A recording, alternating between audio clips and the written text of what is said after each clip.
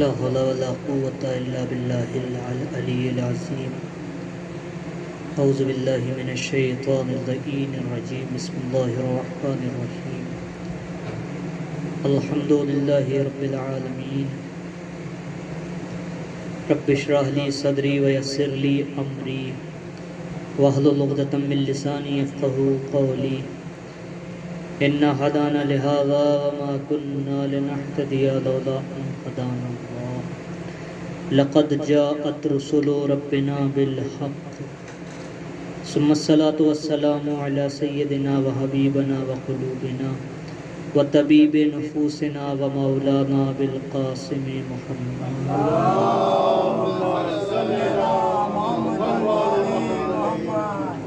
اللهم صل على محمد وآله الطيبين الطاهرين الأطهرين المعصومين المنتخبين المنتجبين وعلى أعدائهم من الآن إلى قيام يوم الدين. أما بعد فقد قال الأمير المؤمنين علي بن أبي طالب علیہ السلام: إلهي كفى بعز أن أكون لك عبدا وكفى بي فخرا أن تكون لي ربا. صلی اللہ علیہ محمد وآلہ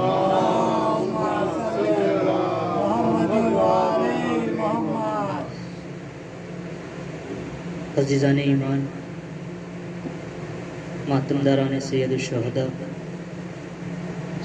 مولا متقیان کا بیان کہ جس میں مولا ارشاد فرما رہے ہیں: اے بار الہ، اے میرے پروردگار، اے میرے اللہ، میری عزت اور میرے فخر کے لیے یہی کافی ہے کہ تو میرا رب ہے اور میں تیرا بندہ ہوں. مولا کائنات اپنے اس بیان سے دنیا کو یہ بتانا چاہ رہے ہیں کہ اللہ کے یہاں بندگی سے بڑا کوئی عہدہ نہیں. اگر آپ اچھے بندے نہیں ہیں تو آپ اللہ کے یہاں کچھ بھی نہیں ہیں. تاریخ میں نہ جانے کتنے بادشاہ گزرے ہیں، نہ جانے انہوں نے کس کس طریقے کے دعوے کیے ہیں. اگر وہ حقیقی بندے بن جاتے تو اللہ ان کو سب کچھ عطا کر دیتا. اگر وہ سچے بندے بن جاتے تو شداد کو جنت بنانے کی ضرورت ہی نہ پڑتی. علی کے پاس سب کچھ ہے، قسیم النار والجنہ ہے. جنت اور جہنم کو تقسیم کرنے والے کون؟ علی. کیوں علی کو یہ سب عہدے ملے؟ کیونکہ علی نے بندہ حقیقی بن کر کے دنیا کو بتایا کہ سمجھو علی ہے کیا. شداد کو جنت بنانی پڑی لیکن علی کو جنت ملی. شداد نے اپنے ہاتھوں سے جنت بنائی اور اس جنت کے اندر داخل نہیں ہو پایا. ملک الموت سے ایک مرتبہ یہ پوچھا گیا کہ کیا تمہیں کبھی کسی کی روح قبض کرتے ہوئے تکلیف ہوئی ہے؟ تم نے کسی ایسے شخص کی روح قبض کری ہو کہ جس کو قبض کرنے کے بعد، روح نکالنے کے بعد تمہیں افسوس ہوا ہو؟ تو ملک الموت نے کہا کہ ہاں، مجھے 2 مقام پہ یہ تکلیف ہوئی ہے. کہا کون کون سے؟ کہا ایک مقام وہ تھا کہ جب میں ایک بچے کی ماں کی روح کو نکال رہا تھا. وہ وقت یہ تھا کہ ایک دریا میں طوفان آیا، اس میں جو ہے کشتی سے سارے لوگ ڈوب گئے اور ایک بچہ بچا.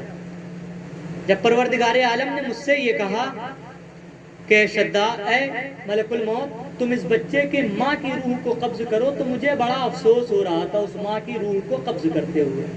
کہا دوسرا، کہا مجھے شداد کی روح قبض کرتے ہوئے بہت تکلیف ہو رہی تھی کہ بار الہ، جب تو نے اس کو جنت بنانے دی،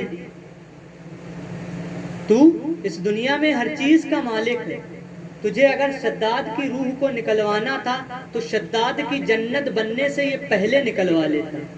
لیکن تو نے اس کو جنت بنانے کا موقع کیوں دیا؟ شداد نے جنت بنا لی، جنت اس کی بن کے تیار ہے، اب شداد کا عالم یہ ہے کہ جیسے ہی شداد جنت کے دروازے پہ پہنچا، اپنی بنائی ہوئی جنت کے دروازے پہ شداد پہنچا، تو ملک الموت نے شداد کی روح قبض کر لی۔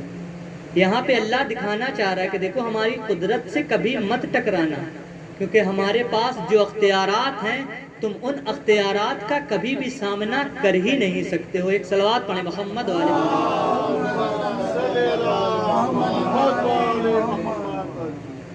اور مولا کائنات یہی چیز دنیا والوں کو بتانا چاہ رہے ہیں کہ دیکھو اگر تم بندے بن جاؤ گے تو وہ حدیث قدسی کے جس کو پرسوں کی مجلس میں نے آپ کے سامنے بیان کیا تھا کہ اے میرے بندے اگر تم میری اطاعت کرو گے تو میں تمہیں اپنا جیسا بنا دوں گا، یعنی جو کچھ میرے پاس ہے میں تمہیں وہ سب کچھ عطا کر دوں گا۔ یہ کون کہہ رہا ہے؟ اللہ کہہ رہا ہے، اور اہل بیت نے یہ سب کر کے دکھایا، اللہ نے سارے اختیارات ان کو دے دیے۔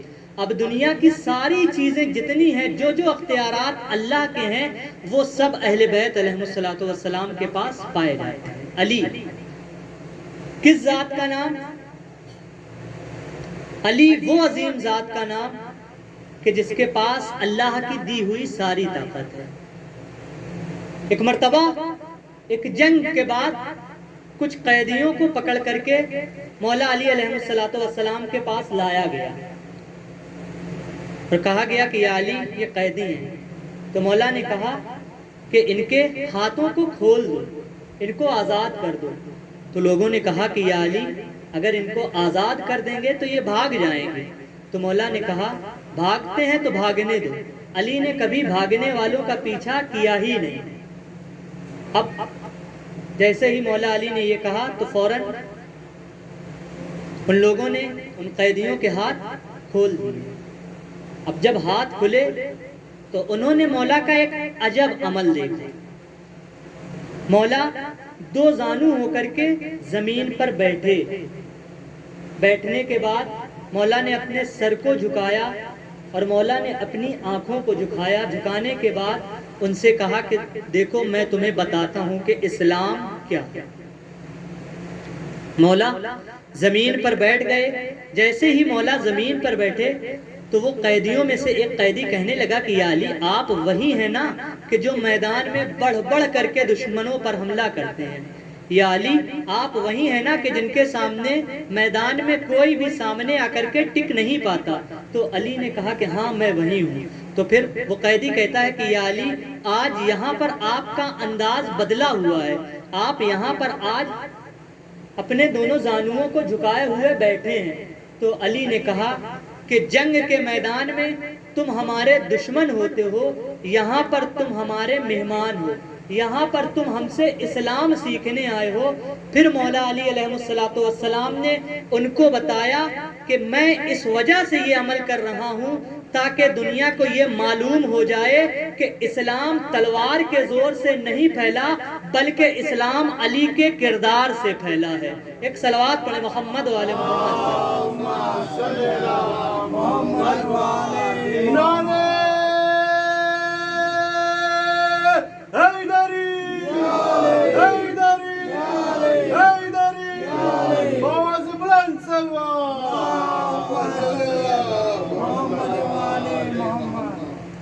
وہ اور ہیں کہ جن کا اسلام تلوار سے پھیلا ہے، لیکن ہم اہل بیت کے ماننے والے ہیں، ہمارا اسلام محبت سے پھیلا ہے، ہمارا اسلام کردار سے پھیلا ہے، ہمارا اسلام اخلاق سے پھیلا ہے۔ یعنی اہل بیت علیہ الصلوۃ والسلام نے پہلے یہ چیزیں کر کے دکھائیں، پھر دنیا والوں سے کہا آؤ سمجھو اسلام ہے کیا۔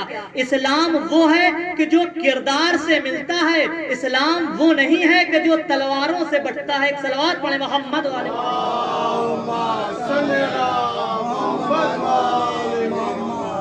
یہی وجہ ہے کہ جب بھی کسی بھی جنگ میں کوئی نہتہ علی کے سامنے آ جاتا تھا تو مولا نے کبھی اس پہ وار نہیں کیا، مولا نے کبھی اس کو بھاگتا بھی ہے تو کبھی دوڑایا نہیں، کیونکہ علی وہ ہے کہ جو اسلام کو کردار سے لوگوں تک پہنچانے والا ہے، تلوار سے پہنچانے والا نہیں ہے۔ ایک صلوات پڑھیں محمد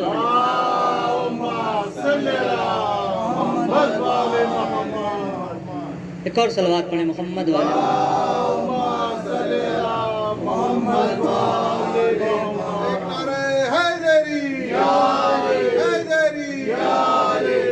چمن گلی گلی نگر نگر گلی گلی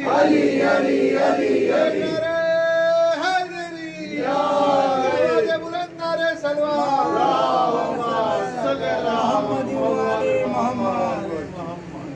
تلوار علی نے وہیں پر اٹھائی جہاں پر ضرورت تھی. جہاں پر ضرورت نہیں ہے تو علی نے بول کر کے بتایا کہ دیکھو ہم زبان سے بھی اسلام پھیلا رہے ہیں. جہاں پر تلوار کی ضرورت پڑی علی نے تلوار اٹھا کر کے بتایا کہ یہاں پر اسلام کو تلوار کی ضرورت ہے. اور جہاں پر علم کی ضرورت ہوئی تو وہاں پر علی نے اپنے علم کو دکھا کر کے لوگوں کو سمجھایا کہ دیکھو جب اسلام کو علم کی ضرورت پڑی تو علی نے علم کے ذریعے سے اسلام پھیلایا. یہ ایک واقعہ آپ کی خدمت میں مولا علی علیہ السلام کے علم کے اوپر پیش کرتا چلوں کہ علی کس بلند ہستی کا نام ہے, علی کس عظیم شخصیت کا نام ہے.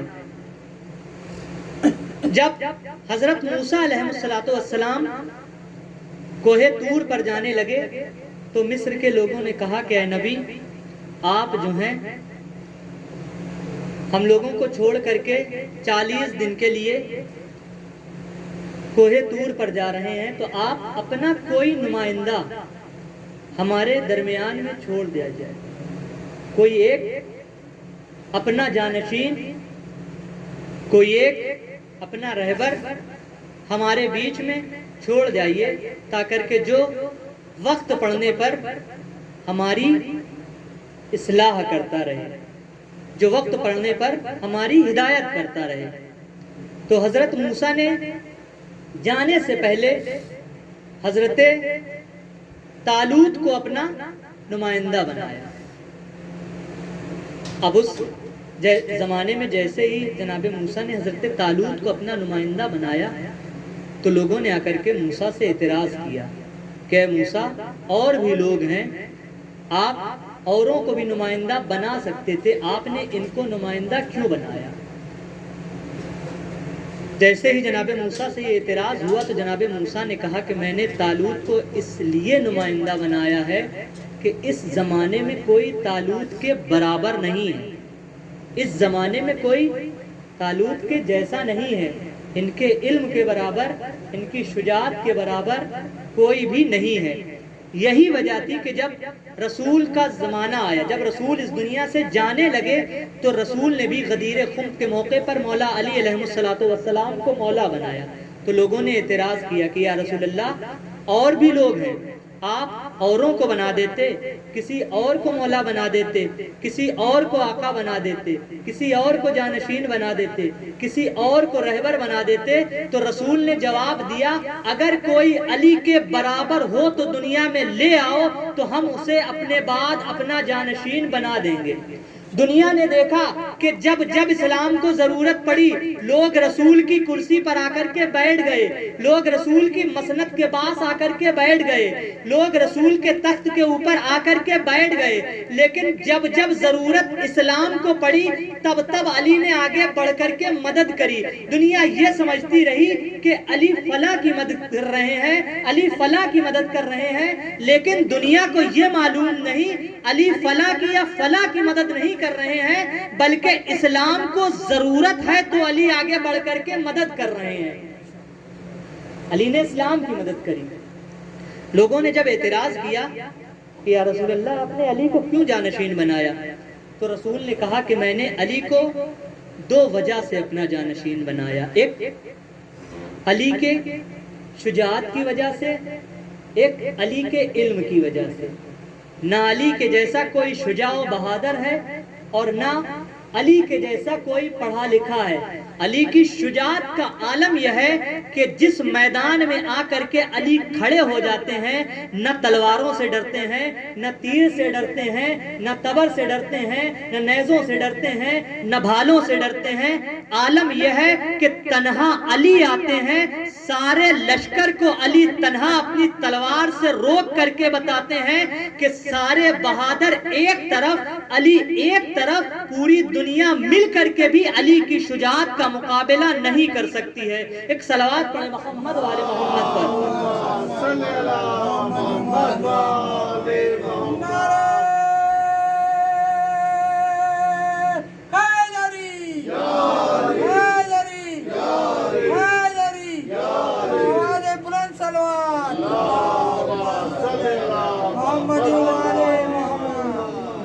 اور علی کے علم کا عالم یہ ہے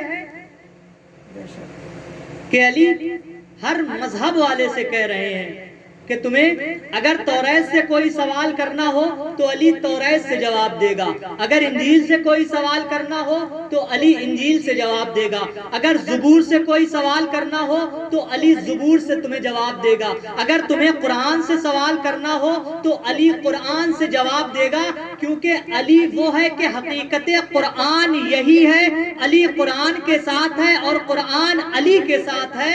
اب دنیا اگر یہ چاہتی ہے کہ علی کے بغیر قرآن سمجھ جائے تو قرآن علی کے بغیر سمجھ میں آ ہی نہیں سکتا۔ ایک صلوات پڑھیں محمد والے محمد پر۔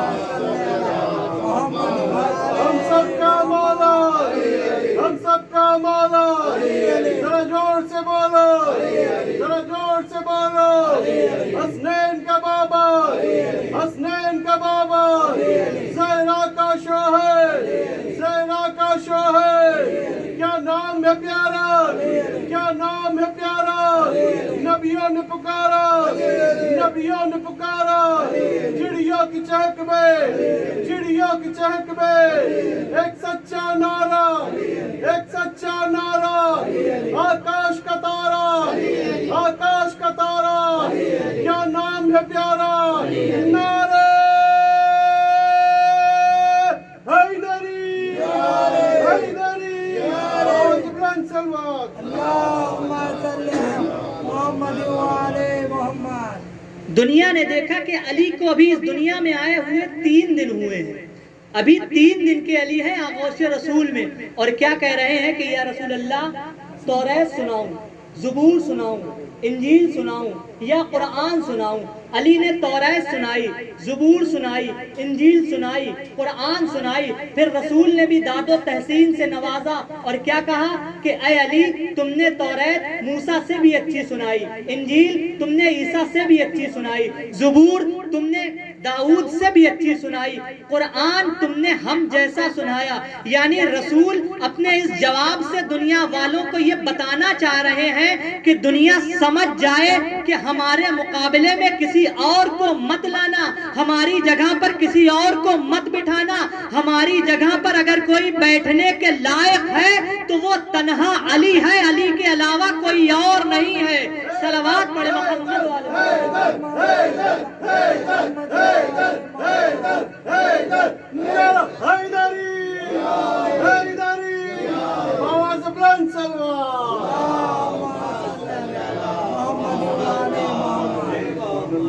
یہی وجہ تھی کہ جب لوگ آ کر کے رسول کی مسند پہ بیٹھ گئے، لیکن جب سوال ان سے ہوئے تو اب سوال کا جواب تو وہی دے گا نا کہ جس کو جواب آتا ہو۔ ایک شخص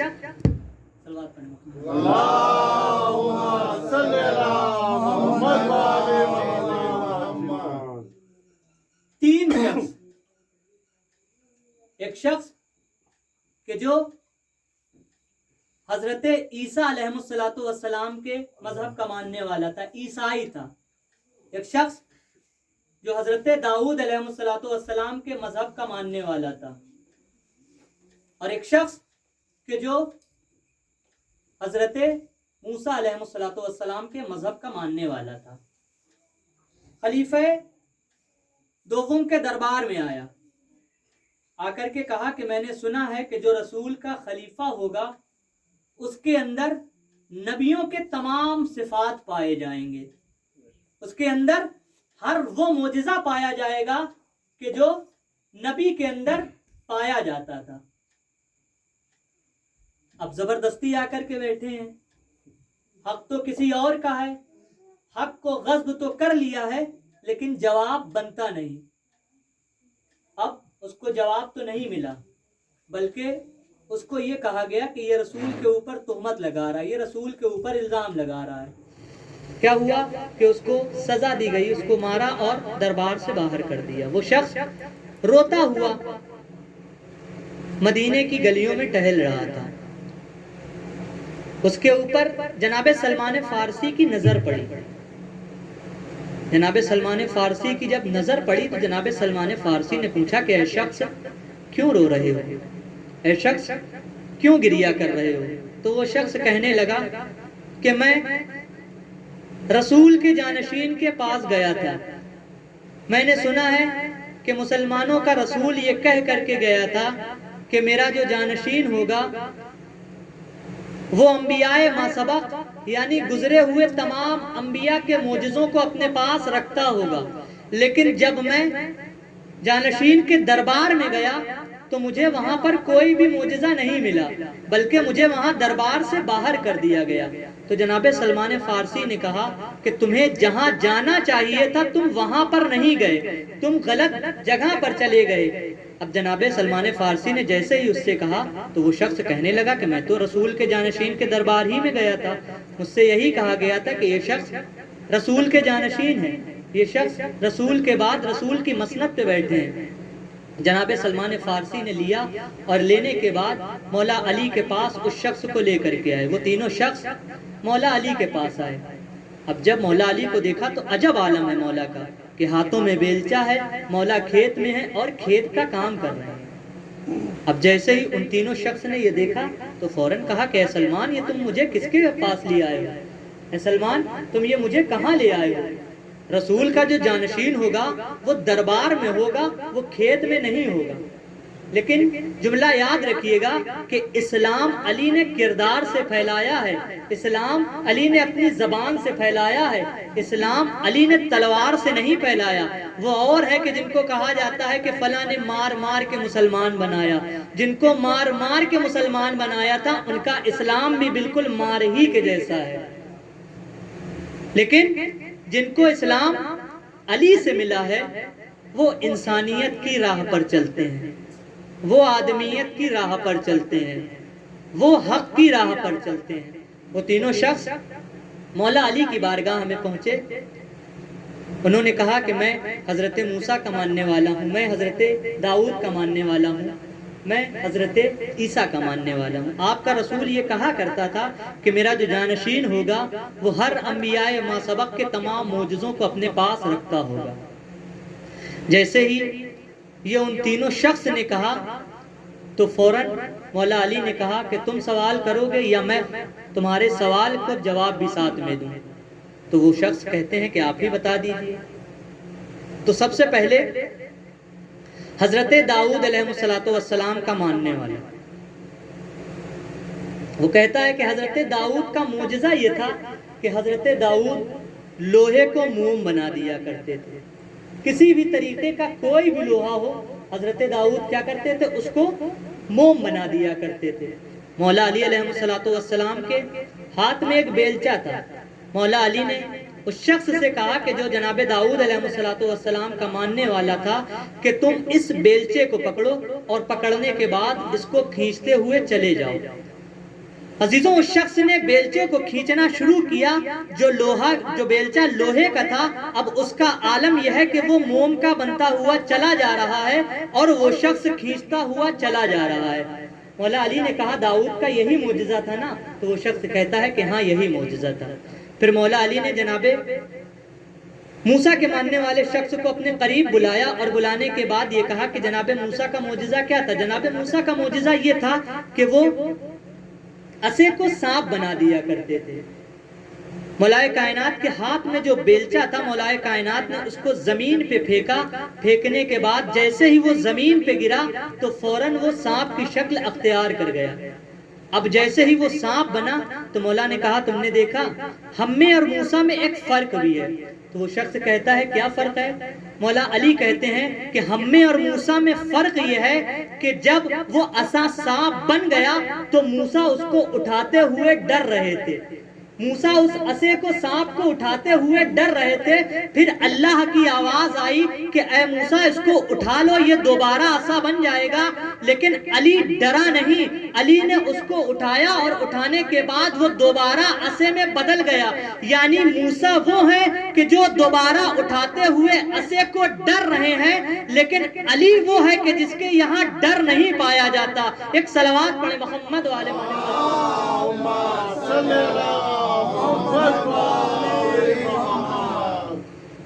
اور پھر حضرت عیسیٰ علیہ السلام کا ماننے والا وہ کیا کہتا ہے کہ حضرت عیسیٰ کا معجزہ یہ تھا کہ حضرت عیسیٰ مردوں کو زندہ کرتے تھے۔ اس شخص کو لے کر کے مولا کائنات ایک قبرستان میں آئے اور آ کر کے کہنے لگے بتا ایک مردے کو زندہ کروں یا پورے قبرستان کو زندہ کر دوں؟ تو وہ شخص کہتا ہے کہ یا علی ایک کو زندہ کر دے۔ مولا کائنات نے قبر میں ٹھوکر ماری، مردہ سلام کرتا ہوا قبر سے اٹھا، پھر مولا نے کہا کہ سو جا، پھر وہ سو گیا۔ مولا نے کہا کہ اے شخص مجھ میں اور عیسیٰ میں ایک فرق ہے کہ میں جب زندہ کرتا ہوں تو میرا طریقہ الگ ہے، لیکن جب عیسیٰ زندہ کرتے تھے تو عیسیٰ کا طریقہ الگ تھا۔ عیسیٰ یہ کہہ کر کے زندہ کرتے تھے کہ اللہ کی اجازت سے اٹھ جا، اور میں جب زندہ کرتا ہوں تو یہ کہہ کر کے زندہ کرتا ہوں کہ میری اجازت سے اٹھ جا، یعنی میری اجازت ہی خدا کی اجازت ہے۔ ایک صلوات پڑھیں محمد والے محمد پر۔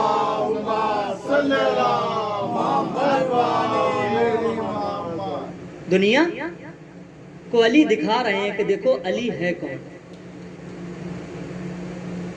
اور یہی علی کا خون کربلا میں بھی دیکھا گیا کہ کسی بھی مارکے پر، کسی بھی مقام پر علی کے گھر کا کوئی بھی علی کسی سے ڈرا نہیں، کسی سے خوف نہیں کھایا۔ چند جملے حضرت قاسم علیہ السلام کے حوالے سے سماعت فرمائیں کہ قاسم کون؟ آج ہم اور آپ امام حسن علیہ السلام کے بیٹے جناب قاسم کا ذکر کرنے کے لیے یہاں پر جمع ہوئے ہیں۔ قاسم کون؟ ایک جملہ جناب قاسم کی فضیلت کے حوالے سے سماعت فرمائیں کہ قاسم کون؟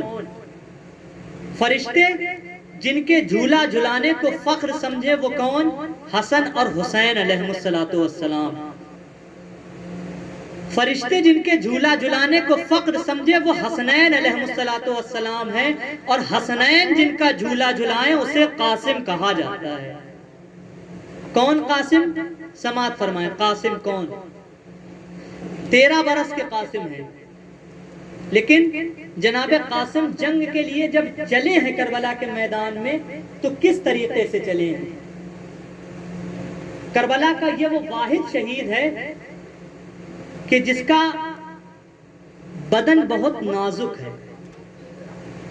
جناب قاسم جب کربلا کے میدان کے لیے نکلنے لگے تو جناب قاسم علیہ السلام کے پاس جنگ کرنے کے لیے صرف 2 چیزیں تھیں، ایک تھی تلوار، دوسرا تھا نیزہ۔ جناب قاسم جب میدان میں آئے ہیں تو عالم یہ ہے کہ جب کوئی بھی شخص جنگ کرنے کے لیے میدان میں جاتا ہے اس کے پاس ایک چیز ہونا بہت ضروری ہے جس کو کہا جاتا ہے ڈھال، لیکن قاسم بغیر ڈھال کے میدان میں آئے ہیں اور دنیا کو جنگ کر کے یہ بتا دیا کہ جب لشکر یزید میں قاسم سے مقابلہ کرنے کی ہمت نہیں ہے تو حسین سے مقابلہ کرنے کی ہمت کہاں سے آئے گی؟ ایک صلوات پڑھیں محمد والے محمد۔ 13 سال کا عمر ہے، 13 سال کی عمر، 13 سال کا سن، لیکن شجاعت کا عالم یہ ہے کہ خون حیدر ہے، مولا کائنات کا پوتا ہے، جنگ کر کے میدان میں یہ بتا رہا ہے کہ ہم لشکروں سے نہیں ڈرتے، ہم آدمیوں کی تعداد سے نہیں ڈرتے، کیونکہ ہمارے اندر خون علی کا خون ہے۔ ہمیں عباس نے فنون جنگ سکھائے ہیں، ہمیں لڑنا عباس نے سکھایا ہے۔ اس کی شجاعت کا عالم یہ ہے کہ لشکر چاہے جتنا زیادہ کیوں نہ ہو وہ لشکر سے نہیں ڈرتا، بلکہ لشکر عباس کے حملے سے زیادہ عباس کی آنکھوں سے ڈرتے ہیں کہ کہیں ایسا نہ ہو کہ اگر عباس نے گھور کر دیکھ لیا تو دنیا گھورنے سے ہی مر جائے گی۔ ایک صلوات پڑھیں محمد والے محمد۔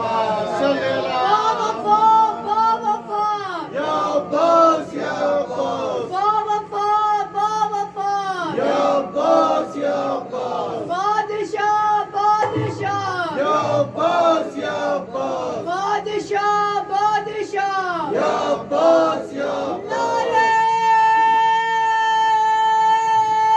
حیدری حیدری محمد والے محمد صلوات اللہم صلی اللہ محمد وآل محمد. حضرت قاسم کون ہے؟ حضرت قاسم کی شجاعت سماعت فرمائیں. دیکھیں قاسم کون ہے. کربلا کے میدان میں گھمسان کا رنگ پڑا ہوا ہے. جناب قاسم لڑ رہے ہیں. ایک طرف سے تلواریں چل رہی ہیں, ایک طرف سے نیزے چل رہے ہیں, ایک طرف سے بھالے چل رہے ہیں, ایک طرف سے تیر برس رہے ہیں. جنگ کرتے کرتے جناب قاسم کی نالین کا تسمہ کھل جاتا ہے. جناب قاسم جو نالین پہنے ہوئے تھے اس کا تسمہ کھل جاتا ہے. جناب قاسم جنگ بھول جاتے ہیں, گھوڑے سے اترتے ہیں. اترنے کے بعد 9 لاکھ کے لشکر کی طرف پیٹ کر کے بیٹھتے ہیں اور اپنا تسمہ باندھنے لگتے ہیں. گھمسان کا رن ہے, چاروں طرف سے دشمن کی فوج ہے, لیکن جناب قاسم کو فکر کس کی ہے؟ اپنے تسمے کی فکر ہے. یعنی جناب قاسم بتانا یہ چاہتے ہیں کہ اے فوج یزید, اے لشکر یزید, اے یزید کے ساتھیوں, تمہاری اوقات ہمارے نالین کے تسمے کے برابر بھی نہیں ہے. عزیزوں, یہ عمل, یہ کام جناب قاسم کر رہے ہیں. جناب قاسم بیٹھ کر کے تسمہ باندھ رہے ہیں, اور باندھ بھی کس طریقے سے رہے ہیں کہ اس طرف لشکر یزید ہے, اس طرف فوج یزید ہے, جناب قاسم اس طرف پیٹ کر کے بیٹھے ہوئے ہیں. یعنی بتا یہ رہے ہیں کہ نہ مجھے ڈر تمہاری تلواروں سے ہے, نہ مجھے ڈر تمہاری فوج سے ہے, نہ مجھے ڈر تمہارے نیزوں سے ہے. مجھے ڈر ہے تو صرف اس وجہ سے ڈر ہے کہ بس تم حسین تک نہ پہنچو. جناب قاسم کیا بتا رہے ہیں؟ جناب قاسم بیٹھ کر کے تسمہ باندھ رہے ہیں, تسمہ باندھ رہے ہیں, اور اس منظر کو دور سے کھڑے ہوئے مولا عباس دیکھ رہے ہیں. عباس کے لبوں پر مسکراہٹ ہے. جناب قاسم تسمہ باندھ رہے ہیں, مولا عباس کے لبوں پر مسکراہٹ ہے, اور مولا یہی چیز سوچ رہے ہیں کہ جب لشکر یزیدی میں میرے شاگرد سے لڑنے کی ہمت نہیں ہے تو عباس سے یہ کس طریقے سے لڑیں گے. ایک صلوات پڑھیں محمد والے محمد پر. صلی اللہ محمد وآل محمد. دنیا کو جناب قاسم نے یہ سمجھا دیا کہ دیکھو, ہم سے مقابلہ مت کرنا, ہم سے مت لڑنا آ کر کے, کیونکہ ہم عباس کے سکھائے ہوئے ہیں. ہمارے سن پر مت جانا کہ ہماری عمر چھوٹی ہے. ہماری عمر بھلے ہی چھوٹی ہے, لیکن ہمارے جسم میں ابو طالب کا خون ہے. ہم جس میدان میں آ جایا کرتے ہیں ہم ڈرا نہیں کرتے. بس عزیزوں, میں نے اپنی گفتگو کو ختم کیا. آج اسی فروا کے لال قاسم کا غم منانے کے لیے ہم اور آپ یہاں پر جمع ہوئے ہیں. کون قاسم؟ وہ قاسم کہ جس کو آقا امام حسن علیہ السلام بہت محبت کیا کرتے تھے. عزاداروں, جب امام حسن علیہ السلام کا آخری وقت آیا, امام حسن نے امام حسین کو اپنے قریب بلایا, اور بلانے کے بعد کہا, بھیا حسین, ذرا زینب سے کہہ دو کہ حجرے سے باہر چلی جائیں. اے بھیا حسین, ذرا ام فروا سے کہہ دو کہ حجرے سے باہر چلی جائیں. امام حسن کا آخری وقت ہے. امام حسن کو زہر دیا جا چکا ہے. زہر کا عالم یہ ہے کہ زہر کی وجہ سے امام حسن علیہ السلام کے جگر کے ٹکڑے کٹ کٹ کر کے گر رہے ہیں. امام حسن نے کہا کہ اے بھیا حسین, ساری خواتین سے کہہ دو کہ حجرے کے باہر چلی جائیں. جب امام حسن نے یہ کہا, امام حسین نے سب کو باہر کیا. پھر امام حسن نے امام حسین کو اپنے قریب بلایا.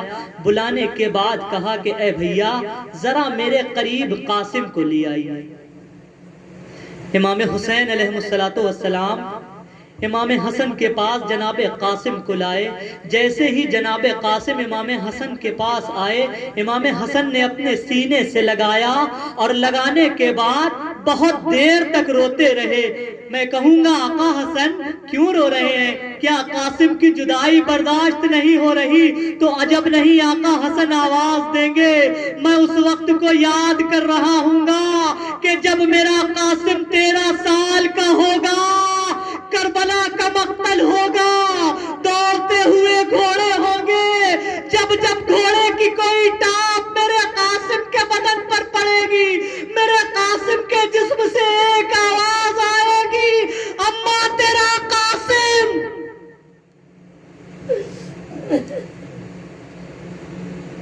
عزادارو، امام حسن علیہ السلام جناب قاسم کو اپنے سینے سے ہٹاتے ہیں۔ ہٹانے کے بعد اپنے تکیے کے نیچے سے ایک تعویذ نکالتے ہیں اور اس تعویذ کو جناب قاسم کے بازو پر باندھ دیتے ہیں اور کہتے ہیں کہ اے بیٹا قاسم، جب کبھی بھی کوئی مصیبت آئے نا تو اس تعویذ کو کھول کر کے پڑھ لینا۔ عزاداروں، 10 محرم آ گئی۔ جناب قاسم بار بار آقا امام حسین کے قریب آتے ہیں اور آ کر کے کہتے ہیں کہ اے آقا، اے چچا جان، مجھے بھی مرنے کی اجازت دے دیجئے۔ تو امام حسین کہتے ہیں کہ اے بیٹا قاسم، جب کبھی بھی مجھے اپنے بھیا حسن کو دیکھنے کی خواہش ہوتی ہے نا، جب کبھی بھی مجھے اپنے بھیا حسن کو دیکھنے کی تمنا ہوتی ہے نا، تو میں تمہارے چہرے کو دیکھ لیا کرتا ہوں تو مجھے سکون مل جایا کرتا ہے۔ اے بیٹا قاسم، اگر تم بھی چلے جاؤ گے تو ذرا یہ بتانا کہ جب کبھی ہمیں بھیا حسن کی یاد آئے گی تو حسین یہ تمہارا چچا کس کو دیکھے گا؟ عزادارو، جناب قاسم کو جب اجازت نہ ملی تو جناب قاسم حجرے میں آئے۔ حجرے میں آنے کے بعد اماں کے پاس بیٹھ کر کے رو رہے ہیں۔ اماں کے پاس بیٹھ کر کے جب جناب قاسم رو رہے تھے تو اماں نے اپنے قریب بلایا اور قریب بلانے کے بعد جناب قاسم کے بازو سے وہ تعویذ کھولا اور کھولنے کے بعد کہا کہ اے بیٹا قاسم، اس تعویذ کو لے کر کے اپنے چچا کے پاس چلے جانا۔ جناب قاسم نے وہ تعویذ لیا، لے کر کے امام حسین کے پاس آئے۔ امام حسین نے وہ بھائی کی تحریر دیکھی، بھائی کی جیسے ہی تحریر دیکھی بہت دیر تک چومتے رہے۔ صلوات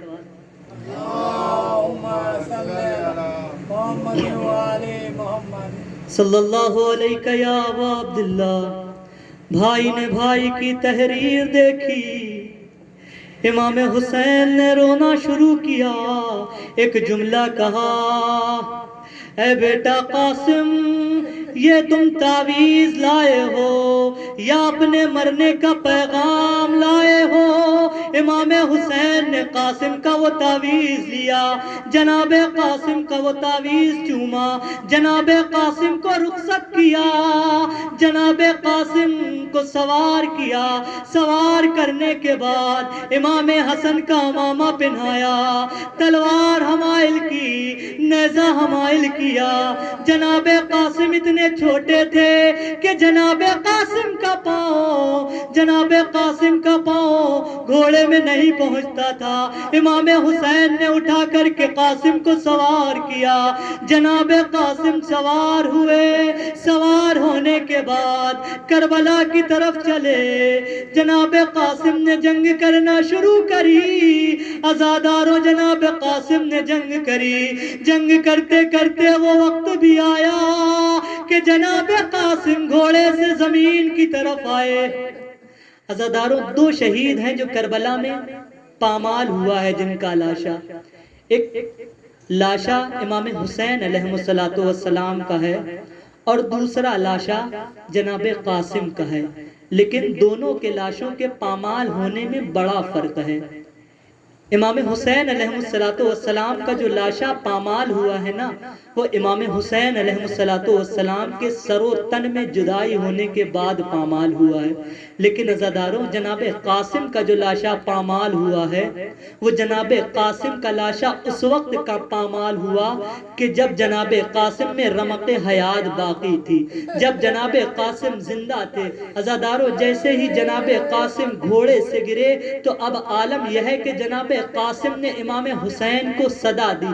اب جیسے ہی یہ صدا دی امام حسین جناب قاسم کے لاشے کی طرف دوڑے. ادھر جناب قاسم کی لاشے کی طرف دوڑنا تھا تو امام حسین کو آتا دیکھ لشکر یزید میں بھگدڑ مچ گئی. دائیں گھوڑے دوڑے، بائیں گھوڑے دوڑے. عالم یہ ہے کہ جناب قاسم کا لاشا پامال ہو گیا.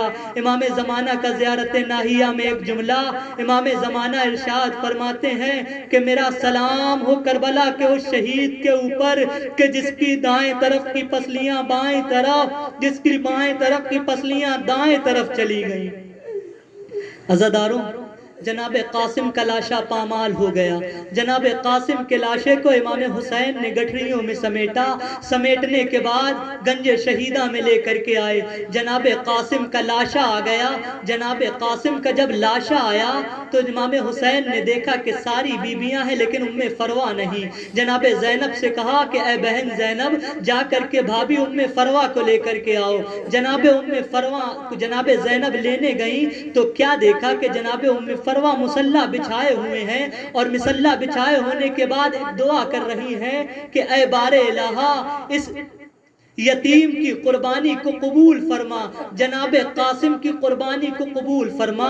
جناب ام فروا کے بازو کو جناب زینب نے پکڑا.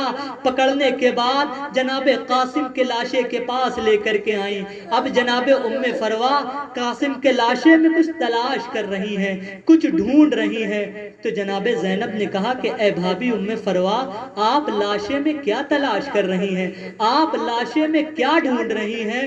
تو جناب ام فروا کہتی ہیں کہ اے زینب میں اپنے قاسم کے ہاتھوں کو تلاش کر رہی ہوں کہ مجھے میرے قاسم کے ہاتھ مل جائیں کہ میں اپنے قاسم کے ہاتھوں کا بوسہ لے لوں. لیکن فروا جانتی ہے کہ قاسم کے لاشوں کے اوپر گھوڑے دوڑنے کی وجہ سے قاسم کا لاشا سلامت نہیں ہے. قاسم کے لاشا پامال ہو چکا ہے، قاسم کے ہاتھ سلامت نہیں ہے. عزاداروں جناب قاسم کا لاشا پامال ہو گیا. جناب قاسم کا لاشا خیمے میں آ چکا. جناب زینب نے جناب قاسم کے لاش سے جناب قاسم کا کرتا لیا اور جناب ام فروا کے حوالے کر دیا. عزاداروں جناب ام فروا کا یہ کرتا جو تھا یہ شام غریبہ ظالموں نے لوٹ لیا. پھر اس قافلے کو اسیر کر کے کربلا سے کوفہ، کوفے سے شام لایا گیا. جب اسیروں کے یہ سامان واپس کیے گئے تو جناب ام فروا نے بھی وہ کرتا آگے بڑھ کر کے لیا کہ جو جناب قاسم کا کرتا تھا. جب جناب ام فروا مدینے آئی نا تو مدینے آنے کے بعد امام سجاد سے کہتی ہیں کہ اے بیٹا سید سجاد مجھے جنت البقیع لے چلو، مجھے قبر امام حسن پہ لے چلو، مجھے میرے والی و وارث کی قبر پر لے چلو. امام سجاد جناب ام فروا کو لے کر کے امام حسن علیہ السلام کی قبر پر آئے. جناب ام فروا نے امام حسن علیہ السلام کی قبر کے اوپر جناب قاسم کا وہ کرتا رکھ دیا کہ جو جگہ جگہ سے پھٹا ہوا تھا. ابھی وہ کرتا رکھا تھا کہ قبر امام حسن سے رونے کی آواز آنے لگی تو ام فروا نے کہا اے میرے والی و وارث آپ نے مجھے جو امانت دی تھی، میں نے وہ امانت آپ نے جو جس طریقے سے مجھے دی تھی میں نے کربلا میں اپنے آقا کے حوالے کر دی. اے امام حسن آپ نے مجھے جو وصیت کری تھی کہ اے ام فروا میں اپنے بھائی کے وقت پر نہ ہوں گا، میں وقت شہادت نہ ہوں گا، تو میری طرف سے قاسم کو پامال کر دینا، قاسم کو آقا حسین کے حوالے کر دینا. ام فروا نے قاسم کو حسین کے حوالے کیا اور ایک جملہ کہا تھا اے قاسم مجھے بی بی شہزادی فاطمہ کے سامنے شرمندہ مت کرنا۔